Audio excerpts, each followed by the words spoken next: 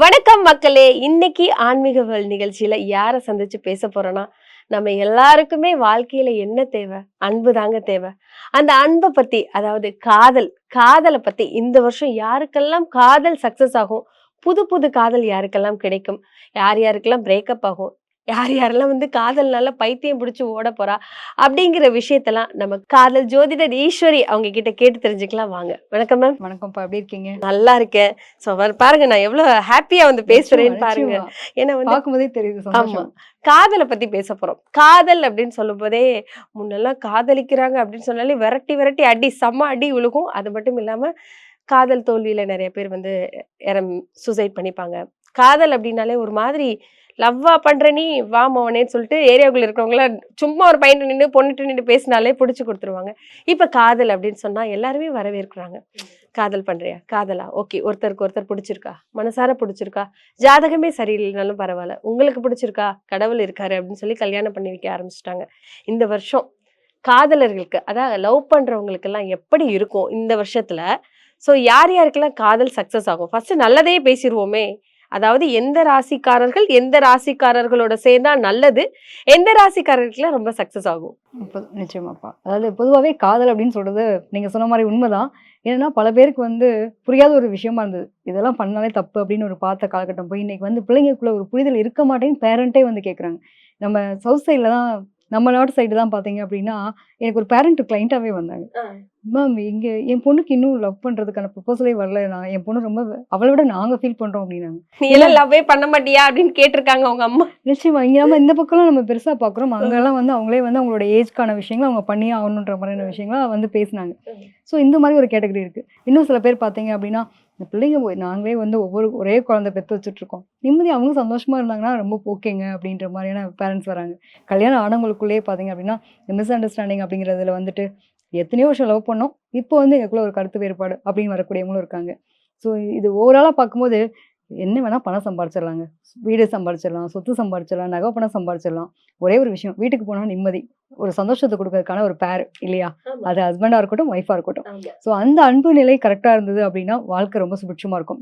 ஒரு சில பேர் இந்த காதல் அப்படின்னாலே ஒரு அவமானமாக பார்க்குறாங்க. அது அன்பினுடைய வெளிப்பாடு தான். அதை நம்ம எப்படி புரிஞ்சுக்கணுன்றதை பொறுத்து, ஒரு தாய் ஒரு குழந்தை மேலே வச்சிருக்கக்கூடிய அன்பு மாதிரி தான் இதுவுமே ஒரு புரிதல். இது எல்லார் மத்தியிலும் ஃபர்ஸ்ட் இதுக்கு ஒரு விளக்கம் கொடுக்கணும். ஏன்னா பல பேர் ஒரு விதண்டாவாதமான விஷயமாவும் பார்க்குறாங்க, இது உணர்வுபூர்வமான விஷயமாவும் பல பேர் பார்க்குறாங்க. ஸோ அன்பான ஒரு சொல் அப்படிங்கிறத புரிஞ்சுக்கிட்டாங்கன்னா, குடும்பம்ன்ற ஒரு அழகான வாழ்க்கைக்கு காதல் அப்படிங்கிற ஒரு அன்புக்கான ஒரு நிலை இருந்தால் மட்டும்தான் அந்த குடும்பம் சுபிட்சமாக இருக்கும்ன்றதை சொல்லி ஆரம்பிக்கலாம். கண்டிப்பா. ஸோ காதல், ஒரு அன்பு இருந்தாதான் ஒரு அண்டர்ஸ்டாண்டிங் யாருக்குள்ளேயா இருக்கட்டும், தாய் பிள்ளையா இருக்கட்டும், கணவன் மனைவியா இருக்கட்டும், அம்மா குழந்தையா இருக்கட்டும், எல்லாருக்குள்ளேயும் அந்த அன்பு இருந்தாதான் அந்த ரிலேஷன்ஷிப்னே வச்சுக்கலாமே, அந்த இது நல்லபடியா போகும், அதுக்கான ஒரு பாசம் இருக்கும் அப்படிங்கிறது ரொம்ப தெளிவா சொல்லியிருக்கீங்க. இப்ப எல்லாருக்குமே ஒரு டவுட் இருக்கும், ஏன்டா நம்மளுக்கு மட்டும் காதல் சக்சஸே ஆக மாட்டேங்குது, நம்மள பார்த்தாலே ஓடி போயிடுறாங்க அப்படிங்கிற மாதிரி எல்லாம் இருக்கும். இந்த வருடம் எந்த 12 ராசிக்காரர்களுக்கும் கண்டிப்பா பார்த்து சொல்லதான் போறோம். ஸோ எந்தெந்த ராசிக்காரர்களுக்கெல்லாம் காதல் கைகூடும்? இதெல்லாம் நியாயமா? இப்போ மற்றவங்கலாம் கோச்சிப்பாங்களே, எல்லா ராசிக்காரங்களுக்கும் எல்லா விதமான காதலுக்கான திருமணம் அப்படிங்கிறது இந்த வருஷத்துல பொதுவாக என்னன்னா 2026 நிறைய பேருக்கு காதல் திருமணங்கள் சக்சஸ் ஆகக்கூடிய வாய்ப்பு அப்படிங்கிறது இருக்கு. கலப்பு திருமணங்கள் நிறைய நடக்கிறதுக்கான கொடுப்பனை இந்த வருடத்துல உண்டு. அதுல நிறைய பேருக்கு ரொம்ப சூப்பரா இருக்க போகுது. அதாவது நாங்கள் லவ் பண்ணிட்டு இருந்தோம், பட் ஆனால் எங்கள் வீட்டில் ஒத்துப்பாங்களான்னு தெரிலன்னு பயந்துட்டு இருந்தவங்க கூட இப்போ பேரண்ட்ஸ் கிட்ட கேட்டு சக்ஸஸ் பண்ணி கொண்டு போகிற அமைப்பு அப்படிங்கிறது இருக்கு. நம்ம இந்த வட்டம் 12 ராசிக்கும் டீட்டெயிலாக பார்க்கலாம். கண்டிப்பா டீட்டெயிலாக பார்க்கலாம். இதுல இன்னொரு விஷயம் என்ன கேட்கணும்னா போன வருஷம் பார்த்தா நிறைய பேர் லவ் பண்ணி கல்யாணம் பண்ணியுமே பிரிஞ்சு போயிருப்பாங்க. அவங்களுக்குள்ள ஒரு புரிதல் இல்லாம நிறைய பேர் நினைச்சது நடந்திருக்காது. இவங்கள மனசுல நினைச்சிருப்பாங்க, ஆனா வேற யாரையாவது கல்யாணம் பண்ணிட்டு போயிருப்பாங்க. நிறைய பிரச்சனைகள் அந்த காதலுக்குள்ள வந்திருக்கும். அதிகமா காதல் அப்படின்னு பார்க்கும்போது, இந்த கேள்வி எனக்கு கேட்கலாமா கேட்கக்கூடாதான்னு தெரியல. காதல் அப்படின்னு பார்க்கும்போது ஏமாற்றம் படுறது, ஏமாந்து போறது ஆண்களா பெண்களா? பொதுவாகவே அன்பின் உச்சக்கட்ட வெளிப்பாடு சந்தோஷம், அந்த பகிர்வு அப்படிங்கிறது தான். சரிங்களா? இதில் ஏமாற்றப்படுறதும் நம்ம ஏமாந்து போகிறோமா அப்படின்னா, எப்பயுமே உச்சக்கட்ட அன்பின் வெளிப்பாடாக நம்ம காட்டும்போது அதீத பற்று எங்கே வைக்கிறோமோ அங்கே தான் பிரச்சனை பிரிவினை சந்திப்பாங்க. ஸோ இதில் ஆணுக்கும் உண்டு, பெண்ணுக்கும் உண்டு. ஆண் எந்த அளவுக்கு நிறைய இப்போ நான் பார்க்குற வரைக்கும் பார்த்தீங்கன்னா, எந்த அளவுக்கு ஈக்குவலாக பெண்கள் வராங்களோ அதே அளவுக்கு ஈக்குவலாக ஆண்களும் வெயிட் பண்ணுறாங்க.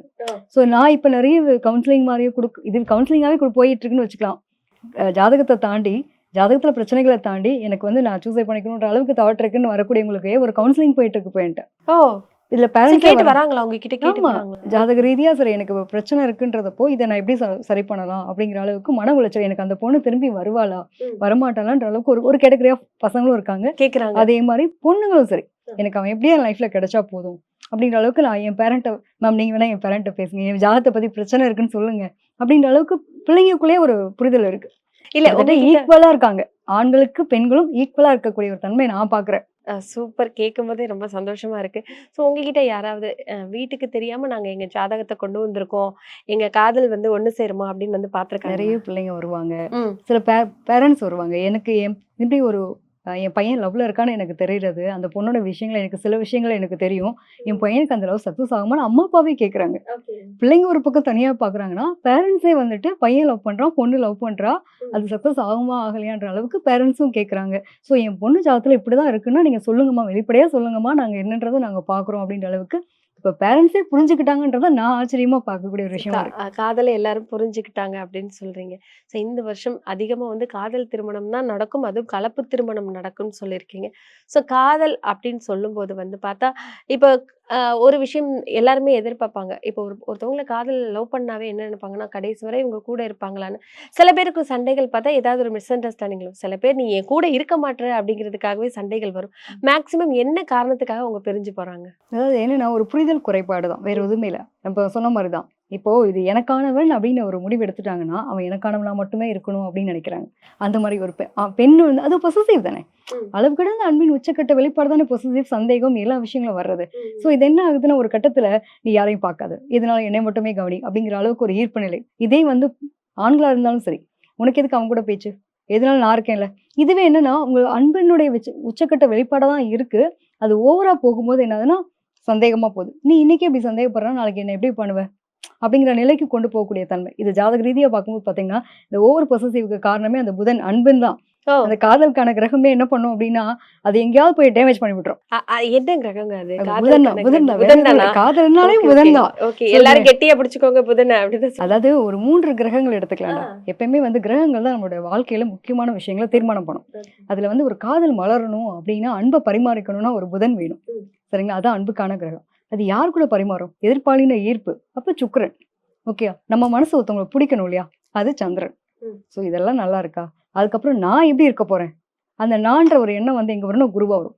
இதெல்லாம் நல்ல ஸ்டேட்டஸ் இருந்துச்சு அப்படின்னா, நமக்கு எந்த பிரச்சனையும் இல்ல. ராகுக்கு இதோட தொந்தரவு பண்ணி, நமக்கு தசாபுதி சப்போர்ட் பண்ணாம இருந்துச்சுன்னா, நிறைய பிரச்சனைய சந்திப்பாங்க. தவறான ஆட்கள லவ் பண்ணிருவாங்கல்ல. எந்த ராசிக்காரர்கள் கரெக்ட்டா ராங்கான ஜோடிய போய் செலக்ட் பண்ணுவாங்க? இது செட் ஆகாதுன்னு தெரியும். ஆனா அந்த அதத்தான் நான் செலக்ட் பண்ணுவேன். அந்த காதல் தான் வேணும். அந்த அன்பு தான் வேணும்னு யாரு செலக்ட் பண்ணுவா?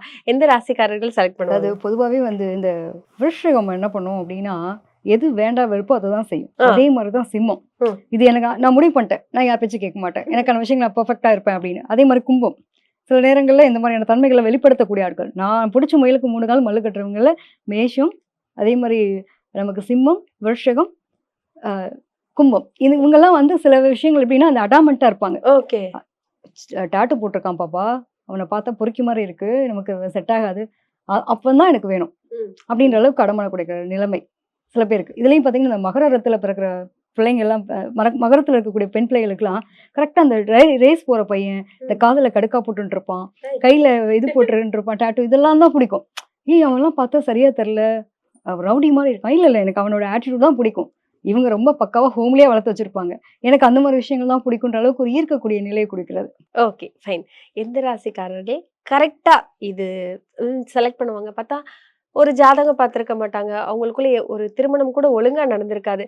ஏனோ தானோன்னு தான் வீட்ட விட்டு வெளிய வந்து கல்யாணம் பண்ணியிருப்பாங்க. ரொம்ப கஷ்டப்பட்டு வாழ்வாங்க. ஆனா, அவங்களுக்குள்ள வந்து மேட் ஃபார் ஈச் அதர். என்ன சண்டை வந்தாலும் சரி, என்ன அடிச்சுக்கிட்டு போனாலும் சரி, எவ்வளோ கஷ்டங்கள் காசே இல்லைனாலும், எதுவுமே இல்லைனாலும் அவங்களுக்குள்ள ஒரு லவ் இருக்கும். அப்படிப்பட்ட பேர செலக்ட் பண்ணக்கூடிய ராசி என்ன ராசி? இந்த கேள்விக்கு நான் கொஞ்சம் நுணுக்கமா வேற விதமா பதில் சொல்றேன். அதாவது எப்படின்னா 24/7 எப்பயுமே ரொமான்டிக்கா இருக்கக்கூடிய ஆட்கள். ஆஹா. அதே மாரி பேர வந்து ரொம்ப கேர்ஃபுல்லா ஒவ்வொரு நிமிஷத்தையும் பார்த்து பார்த்து வச்சுக்கிறவங்க பார்த்தீங்க அப்படின்னா, இந்த ரிஷபம், துலாம் இது 2மே சுக்கிரனுடைய ஆதிக்கம். அதே மாரி பார்த்தீங்கன்னா, அ கன்னியும் சரி, மீனமும் சரி. ஆ. இவங்கெல்லாம் வந்து எப்படின்னா, பேர ரொம்ப கண்காணிப்பா வச்சுப்பாங்க. அதாவது அவங்களுக்கு புடிச்சு கல்யாணம் பண்ணிட்டாங்க அப்படின்னா, 24/7 லவ் கொடுத்துட்டே இருப்பாங்க. ம். ரிசீவ் பண்றாங்களோ இல்லையோ கொடுக்க ஆட்களா இருப்பாங்க. ஏய் நீ என்னப்பா நான் பாத்துக்கிறேன், உனக்கு என்ன வேணுமோ நான் பண்றேன் அப்படின்ற அளவுக்கு பார்த்து செய்யக்கூடியவங்களா இருப்பாங்க. இவங்கெல்லாம் வந்து ரொம்ப ஒரு அட்டாச்மெண்ட் அப்படின்னு சொல்லலாம். சில பேர் பார்த்தீங்கன்னா அமைஞ்சிருச்சே விதியேன்னு மாறக்கூடிய ஒரு ஆட்களும் உண்டு. ம். ஸோ இதில் ராசிக்காரங்களா பார்க்கறத விட கிரகம்னு சொல்லலாம். அதாவது சுக்கிரன் செவ்வாய் ஒரு ஜாதகத்தில் நீங்கள் எந்த கட்டத்தில் எந்த ராசிக்காரங்களுக்கு வேணாலும் சேர்ந்துருக்கட்டும். ம். சுக்கிரன் செவ்வாய் இதுதான் பலம், இதுதான் பலவீனம். இந்த அட்டாச்மெண்ட் இருக்கவங்க வந்து எப்படின்னா ரொம்ப பேரை நல்லா பார்த்துப்பாங்க. இவங்களுக்குள்ள வந்து ஒரு நல்ல ஒரு அந்யூன்யம், ரொமான்டிக் எல்லாமே இருக்கும். இதே கிரகம் வந்து என்ன ஆகுதுன்னா கரெக்டான பேர் அமையலைன்னா கழட்டி விட்டு இன்னொரு பேர் பார்க்கறதுக்கும் தயாரா இருக்கும். டாடா பை பை அப்படி சொல்லிட்டு போயிருவாங்க. ஸோ ஆனா பேர் அமைஞ்சா கரெக்டா பார்த்துப்பாங்க. உண்மையிலே ஓகே. ஸோ ஒரு ஒரு சில விஷயங்கள், சில டவுட்ஸ் எல்லாம் வந்துட்டு நம்ம ரொம்ப கிளியரா கேட்டு தெரிஞ்சுட்டோம். இப்போ இந்த ஒவ்வொரு ராசிக்காரர்களும் காதல் கைகூடுமா? கைகூடாதா? இந்த வருஷம் வந்து என்ன நிலைமையில இருக்கும்? சில பேர் இருக்காங்க 90s கிட்ஸ் எல்லாம் இருக்காங்க. இன்னும் லவ் பண்ணிட்டே தான் இருப்பாங்க. இந்த வருஷம் கவலைப்பட வேண்டாம். டும் டும் கல்யாணம் ஆயிடும். கேட்கும்போதே நல்லா இருக்கும். ஸோ ஒவ்வொரு ராசிக்காரர்களுக்கும் எப்படி இருக்கும்னு பார்க்கலாம். நிச்சயமா.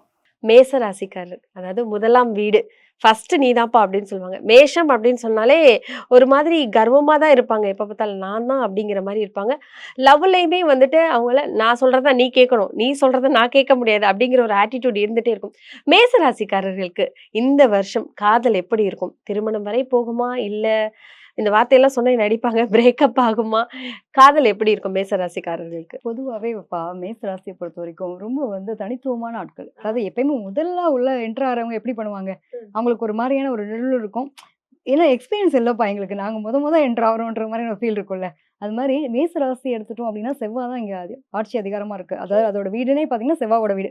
ஸோ வேகமான ஆளு. இது சூரியன் உச்சமடைகிறார். சும்மாவே சொல்லவே வேண்டாம்.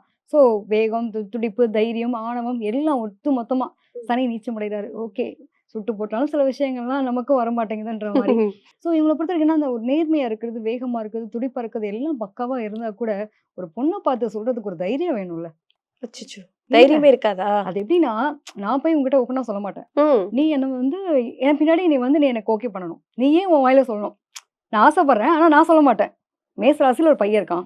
அந்த பையன் என்ன பண்ணுவான் அப்படின்னா, இவங்களோட லவ் லைஃப்ப முதல்ல நான் ஒரு டீட்டெயிலா குடுத்துர்றேன். ஒரு பையன் இருக்கான் அப்படின்னா, ரொம்ப துடிப்பா, தைரியமான பையனா இருப்பான்.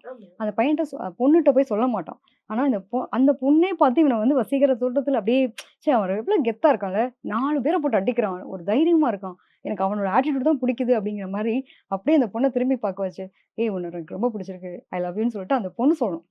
அந்த அளவுக்கு நம்ம சார் வந்து ஆட்டிட்யூட் காட்டுவார். நேரடியா பேச சொல்ல வச்சிருவாங்களா? மேச ராசி சொல்ல வச்சிருவாங்க. சில பேருக்கு என்ன ஆகும் அப்படின்னா, கரெக்ட்டான பேர் அமையணும். அதுதான் விஷயம். நிறைய பேர் குடும்ப வாழ்க்கையில பார்த்தீங்கன்னா, நான் எப்படிப்பட்ட ஆள் தெரியுமா? வெளியில போய் பாரு. அப்படியே ஒரு இப்ப கவர்மெண்ட் போஸ்டிங்ல இருக்காரு. சாரு கெத்தான ஆளு எப்படி இருப்பாங்க? பார்க்கறதுக்கே எல்லாரும் பயந்து நடுங்குவாங்க. வீட்டுக்குள்ள வந்து என்னம்மா வேணும்? கொஞ்சம் ஏதாவது சொன்னீங்கன்னா அச்சச்சோ! அப்படின்ற அளவுக்கு ஆக்சுவலி இவங்களுக்குள்ள அந்த குழந்தைத்தன்மை இருக்கும். ஆ, ஆ. என்னன்னா, இவங்கலாம் சுதந்திர விரும்பிகள். எதுனாலும் நான் வைக்கிறது தான் சட்டம்னுவாங்கல்ல. ஒய்ஃப் புரிஞ்சுக்கிட்டவங்களா, இந்த ஆளுக்கு வேற வேலை இல்ல. இந்த ஆள் இப்படிதான் கத்துவாரு. திருப்பி என்கிட்ட தானே வருவாரு. நான் பார்த்துக்கிறேன் அப்படின்ற மாதிரியான ஒய்ஃபா இருப்பாங்க. ம். ஸோ இந்த மாரி போயிடுச்சுன்னா ரொம்ப நல்லாருக்கும். எங்களுடைய லவ் லைஃபா இருக்கட்டும், ஃபேமிலி லைஃபா இருக்கும். என்ன ஒரு விஷயம்னா, ஒரு தெளிவான ஒரு வெளிப்பாடு அப்படிங்கிறது இவங்ககிட்ட இருக்காது. ம். நெறைய பேருக்கு லவ் பிரேக்கப் ஆகுறதுக்கு காரணம் என்னன்னா, கரெக்ட்டான பேர சூஸ் பண்ண மாட்டாங்க. அதனால தான் பிரேக்கப் ஆகும். மேச ராசிக்காரர்கள் கரெக்ட்டான பேர மோஸ்ட் சூஸ் ஆஃப் பண்ணுவாங்களா? அதானே பிரச்சனையே. நாங்க ஆ. போய் பேசணும்ல. ஓகே. நாங்க வெயிட் பண்றோம். இல்ல பின்னாடியே போனேன். நான் போய் சொல்லலான்னு போனேன். எனக்கு வந்து என்னோட கௌரவம் தடுக்குது.